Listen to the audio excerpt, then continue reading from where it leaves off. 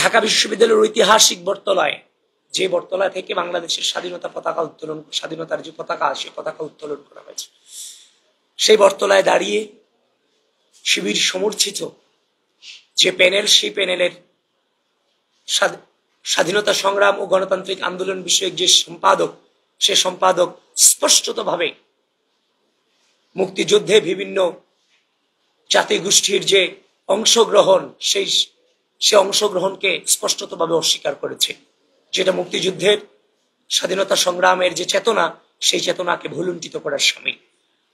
আমাদের যে গঠনতন্ত্র আছে, ডাকসুর গঠনতন্ত্র, সেই গঠনতন্ত্রের ধারায় লক্ষ্য উদ্দেশ্যে বলা হয়েছে আমাদের মহান স্বাধীনতা সংগ্রাম এবং মুক্তিযুদ্ধের চেতনাকে সমুন্নত রাখা।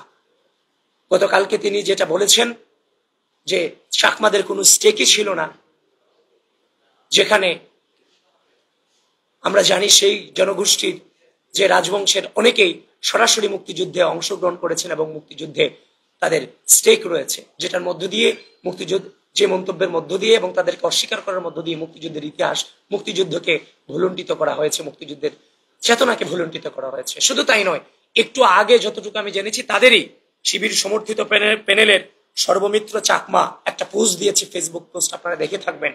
তার ব্যালট নাম্বার হচ্ছে 197। সে কটাক্ষ করে পোস্ট দিয়ে বলেছে, আমার এই 197 এর পরে যদি 1 থাকতো তাহলে ওই গোষ্ঠীটার ভোট আমি পেতাম। ওই গোষ্ঠী বলতে কোন গোষ্ঠী? মুক্তিযুদ্ধ এবং স্বাধীনতা সংগ্রামের পক্ষের গোষ্ঠীকেই কটাক্ষ করে বলেছেন, যেটা কোনোভাবেই যায় না। এটা আপনারা মেনে নেবেন? এটা মেনে নেওয়ার কোনো সুযোগ নাই।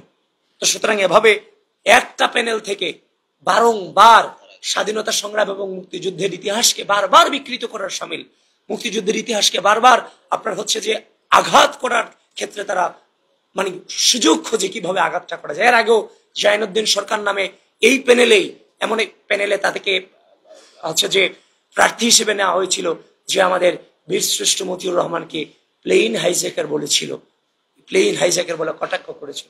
সুতরাং একটা প্যানেল থেকে বারংবার স্বাধীনতা সংগ্রামের ইতিহাসকে কটাক্ষ করাটা কোনোভাবেই ডাকসুর যে গঠনতন্ত্রের যে ধারা, সেই ধারাকে ভঙ্গ করা হচ্ছে। সুতরাং আশা করি নির্বাচন কমিশন সেটার বিরুদ্ধে তাদের যথাযথ ব্যবস্থা গ্রহণ করবে।